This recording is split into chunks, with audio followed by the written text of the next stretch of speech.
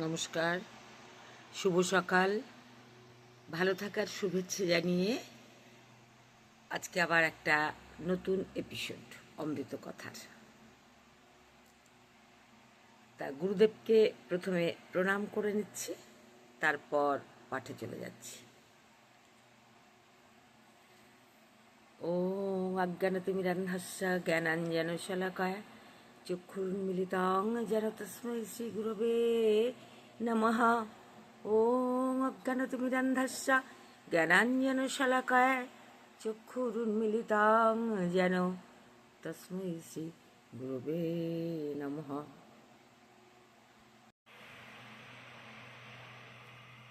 সারা জগৎ মুক্তির জন্যে উদ্গ্রীব, অথচ প্রত্যেক জীব তার শৃঙ্খলকেই ভালোবাসে।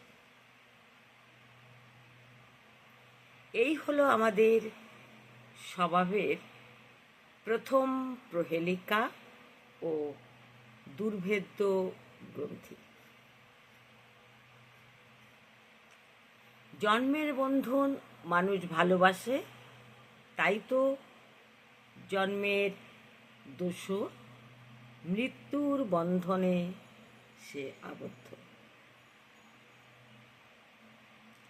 এই যাবতীয় শৃঙ্খলের মধ্যে থেকেই সে তার সত্তার মুক্তি, তার আত্মপরিপূর্ণতার ঈশ্বরত্ব আকাঙ্ক্ষা করে। মানুষ ক্ষমতাকে ভালোবাসে, তাই তো সে দুর্বলতার অধীন।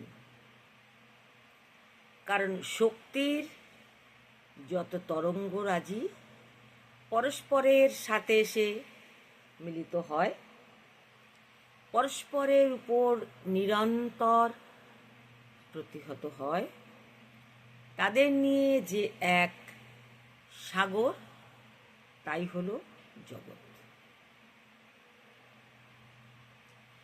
কোন তরঙ্গের শিখরে যে আরোহণ করবে,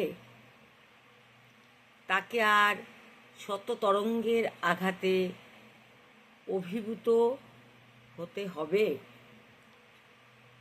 মানুষ ভালোবাসে সুখ, তাই তো তাকে শোকের বেদনার ভার বহন করতে হলো। কারণ অমিশ্র আনন্দ কেবল মুক্ত রাগবর্জিত অন্তপুরুষের জন্য। মানুষের মধ্যে সুখের অন্বেষণ করে চলে যে বস্তু, তা হলো একটা দুঃখভোগী কৃচ্ছ প্রয়াসী কর্মসূত্র।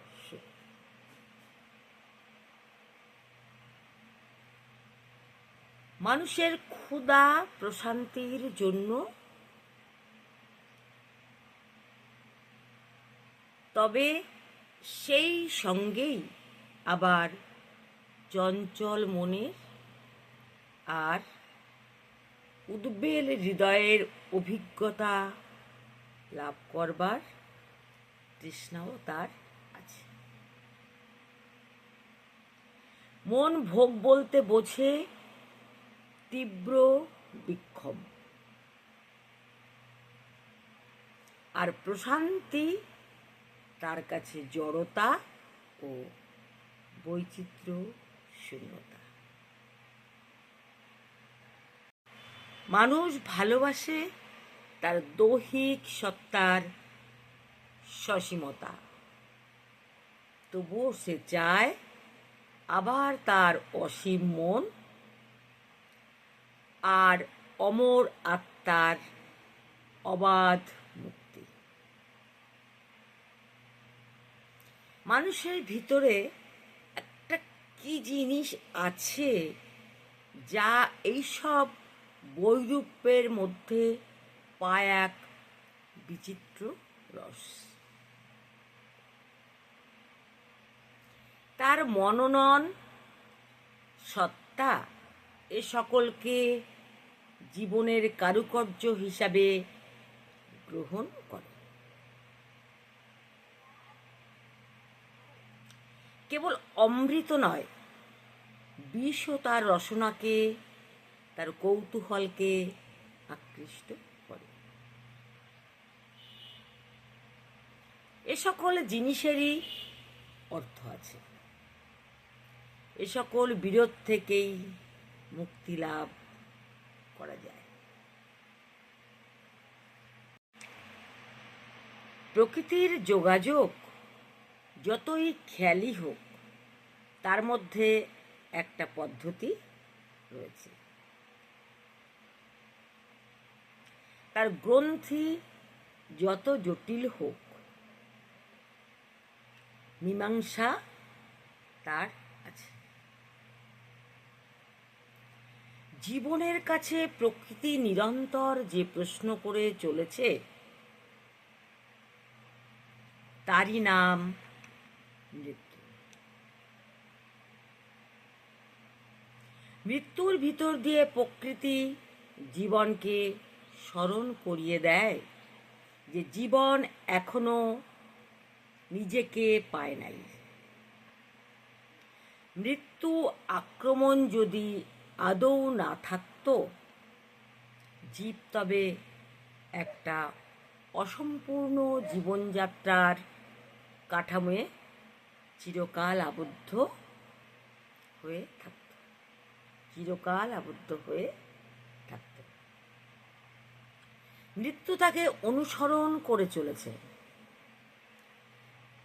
মৃত্যু তাকে অনুসরণ করে চলেছে বলেই জীব একটা সর্বাঙ্গ সুষ্ঠু জীবনের আদর্শ সম্বন্ধে সচেতন হয়ে উঠেছে। রাধে রাধে। অপূর্ব কথাটা সত্যি তাই, খুব ভালো লাগলো এখানটায়। মৃত্যু তাকে অনুসরণ করে চলেছে বলেই জীব একটা সর্বাঙ্গ সুষ্ঠু জীবনের আদর্শ সম্বন্ধে সচেতন হয়ে উঠছে।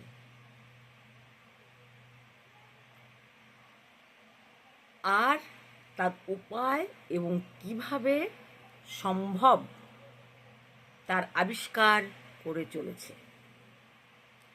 দুর্বলতাও ঠিক সেই একই পরীক্ষা, একই প্রশ্ন নিয়ে এসেছে। আমাদের গৌরব যত, সামর্থ্য, বীর্য, মহত্ব তাদের কাছে শক্তি হলো জীবনের লীলা। শক্তি মাপ করে দেয় জীবনের মাত্রা, নির্ণয় করে জীবনের আত্মপ্রকাশের মূল্য। নমস্কার, আজকে অমৃত কথা এই পর্যন্ত। পাঠ করলাম শ্রী অরবিন্দ ঘোষের লেখা থেকে, চিন্তাকণা দৃষ্টি নিমেষ থেকে। নমস্কার। আবার অন্য একটা পর্ব নিয়ে হাজির হয়ে যাব। বন্ধুরা সঙ্গে থেকো, আর ভালো লাগলে আমাকে উৎসাহিত করো একটা লাইক দিয়ে।